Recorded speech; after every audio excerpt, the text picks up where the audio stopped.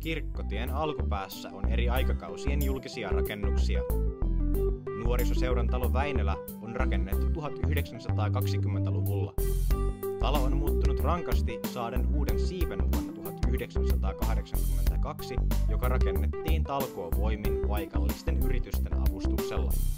Sisältä löytyy muun muassa kanttori Sointeen lahjoittama itsestään soittava pianoola, Aleksis Kiveä esittävä veistos sekä näyttämö. Tuusteatterilla on järveen viettävässä rinteessä huikeat puitteet.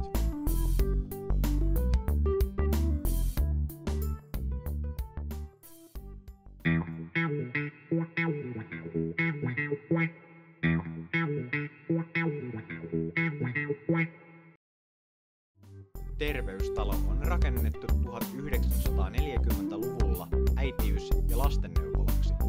Rakennuksen pohjakerroksessa sijaitsi kirjasto 14 vuoden ajan.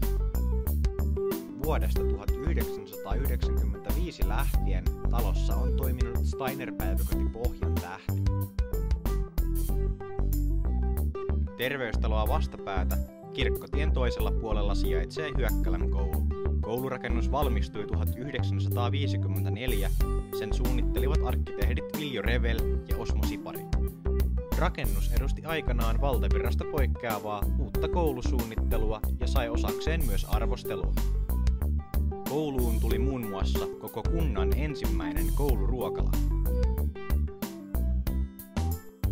Hyökkälän koulun uudemmat osat ovat 1980- ja 2000-luvulta.